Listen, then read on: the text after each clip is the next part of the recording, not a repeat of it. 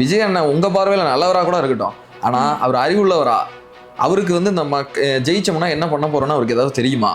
இல்ல அவர் இன்னைக்கு பேசுறதே பார்த்து தான் படிக்கிறாரு. பார்த்து படிக்கிறது கூட எல்லாத்தையும் பார்த்து படிக்கிறது நம்ம விமர்சனம் எல்லாம் நிறைய பேர் பண்றாங்கன்னு வைங்க. ஸ்டாலினுக்கு பார்த்து கூட படிக்க தெரியாது, விஜய் அட்லீஸ்ட் பார்த்தாது படிக்கிறாருன்னு ஒரு பக்கம் ஏத்துக்கிறோம்.